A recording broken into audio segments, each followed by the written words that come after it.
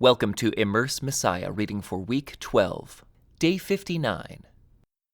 When Jesus had finished saying all these things, he said to his disciples, "As you know, Passover begins in 2 days, and the Son of Man will be handed over to be crucified."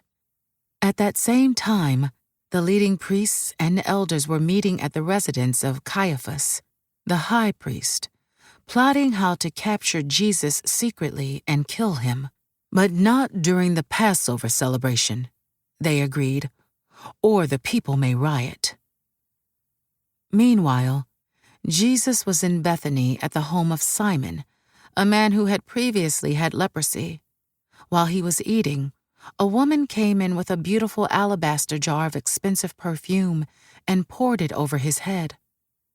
The disciples were indignant when they saw this. "What a waste," they said. "It could have been sold for a high price and the money given to the poor."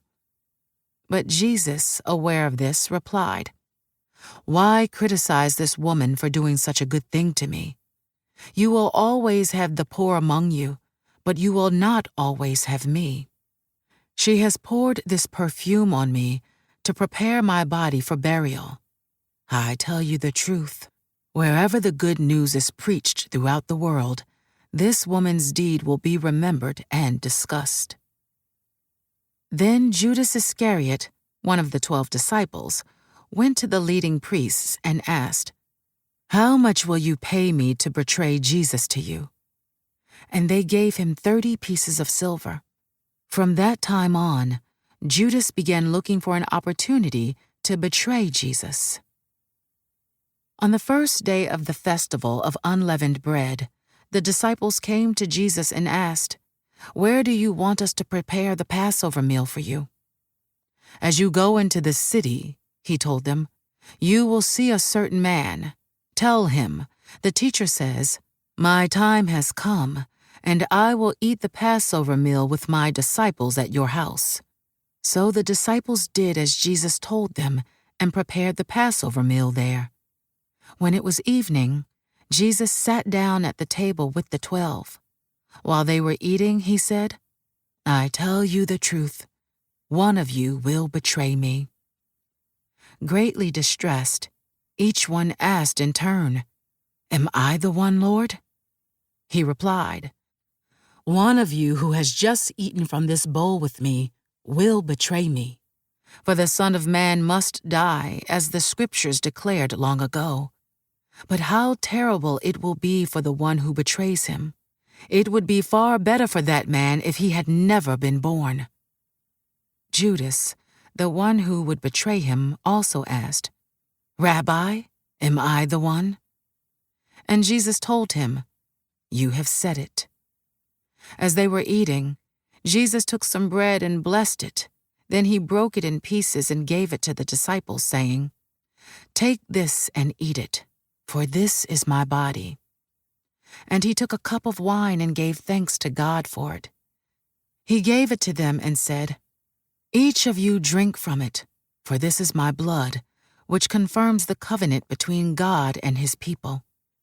It is poured out as a sacrifice to forgive the sins of many. Mark my words, I will not drink wine again until the day I drink it new with you in my Father's kingdom." Then they sang a hymn and went out to the Mount of Olives. On the way, Jesus told them, "Tonight, all of you will desert me, for the Scriptures say, 'God will strike the shepherd, and the sheep of the flock will be scattered.' But after I have been raised from the dead, I will go ahead of you to Galilee and meet you there." Peter declared, "Even if everyone else deserts you, I will never desert you." Jesus replied, "I tell you the truth, Peter.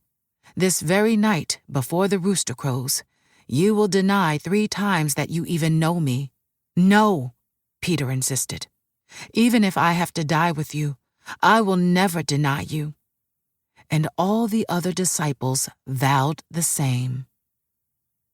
Then Jesus went with them to the olive grove called Gethsemane, and he said, "Sit here while I go over there to pray."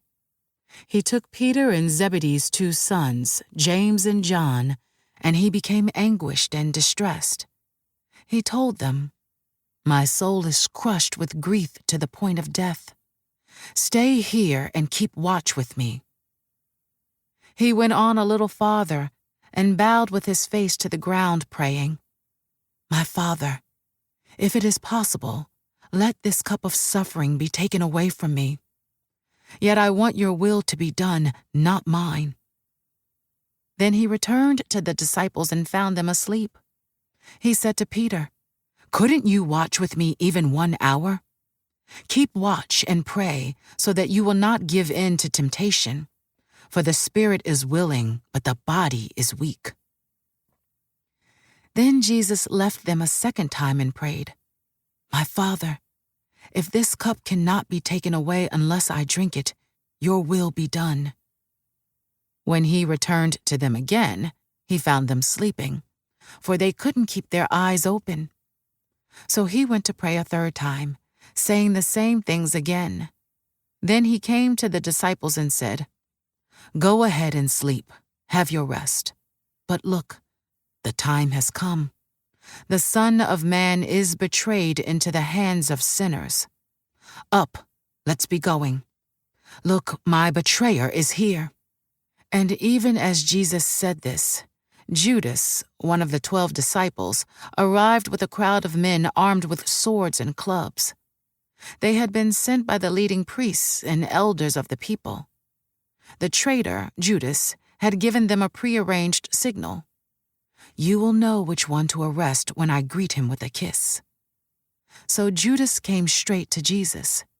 "Greetings, Rabbi," he exclaimed, and gave him the kiss. Jesus said, "My friend, go ahead and do what you have come for." Then the others grabbed Jesus and arrested him. But one of the men with Jesus pulled out his sword and struck the high priest's slave, slashing off his ear. "Put away your sword," Jesus told him. "Those who use the sword will die by the sword. Don't you realize that I could ask my Father for thousands of angels to protect us, and he would send them instantly? But if I did, how would the scriptures be fulfilled that describe what must happen now?" Then Jesus said to the crowd, "Am I some dangerous revolutionary that you come with swords and clubs to arrest me? Why didn't you arrest me in the temple? I was there teaching every day. But this is all happening to fulfill the words of the prophets as recorded in the scriptures." At that point, all the disciples deserted him and fled.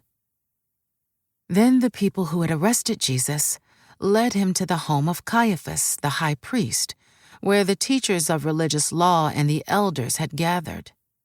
Meanwhile, Peter followed him at a distance and came to the high priest's courtyard. He went in and sat with the guards and waited to see how it would all end. Inside, the leading priests and the entire high council were trying to find witnesses who would lie about Jesus so they could put him to death. But even though they found many who agreed to give false witness, they could not use anyone's testimony. Finally, 2 men came forward who declared, "This man said, 'I am able to destroy the temple of God and rebuild it in 3 days.'" Then the high priest stood up and said to Jesus, "Well, aren't you going to answer these charges? What do you have to say for yourself?" But Jesus remained silent. Then the high priest said to him, "I demand in the name of the living God, tell us if you are the Messiah, the Son of God." Jesus replied, "You have said it. And in the future, you will see the Son of Man seated in the place of power at God's right hand and coming on the clouds of heaven." Then the high priest tore his clothing to show his horror and said, "Blasphemy! Why do we need other witnesses? You have all heard his blasphemy. What is your verdict?" "Guilty," they shouted. "He deserves to die." Then they began to spit in Jesus' face and beat him with their fists, and some slapped him, jeering, "Prophesy to us, you Messiah. Who hit you that time?" Meanwhile, Peter was sitting outside in the courtyard. A servant girl came over and said to him, "You were one of those with Jesus the Galilean." But Peter denied it in front of everyone. "I don't know what you're talking about," he said. Later, out by the gate, another servant girl noticed him and said to those standing around, "This man was with Jesus of Nazareth." Again, Peter denied it, this time with an oath. "I don't even know the man," he said. A little later, some of the other bystanders came over to Peter and said, "You must be one of them. We can tell by your Galilean accent." Peter swore, "A curse on me if I'm lying. I don't know the man." And immediately, the rooster crowed. Suddenly, Jesus' words flashed through Peter's mind. "Before the rooster crows, you will deny 3 times that you even know me." And he went away, weeping bitterly. Very early in the morning, the leading priests and the elders of the people met again to lay plans for putting Jesus to death. Then they bound him, led him away, and took him to Pilate, the Roman governor. When Judas, who had betrayed him, realized that Jesus had been condemned to die, he was filled with remorse. So he took the 30 pieces of silver back to the leading priests and the elders. "I have sinned," he declared, "for I have betrayed an innocent man." "What do we care?" they retorted. "That's your problem." Then Judas threw the silver coins down in the temple and went out and hanged himself. The leading priests picked up the coins. "It wouldn't be right to put this money in the temple treasury," they said, "since it was payment for murder." After some discussion, they finally decided to buy the potter's field, and they made it into a cemetery for foreigners. That is why the field is still called the Field of Blood. This fulfilled the prophecy of Jeremiah that says, "They took the 30 pieces of silver, the price at which he was valued by the people of Israel, and purchased the potter's field, as the Lord directed." Now Jesus was standing before Pilate, the Roman governor. "Are you the king of the Jews?" the governor asked him. Jesus replied, "You have said it." But when the leading priests and the elders made their accusations against him, Jesus remained silent. "Don't you hear all these charges they are bringing against you?" Pilate demanded. But Jesus made no response to any of the charges, much to the governor's surprise. Now it was the governor's custom each year during the Passover celebration to release one prisoner to the crowd, anyone they wanted. This year there was a notorious prisoner, a man named Barabbas.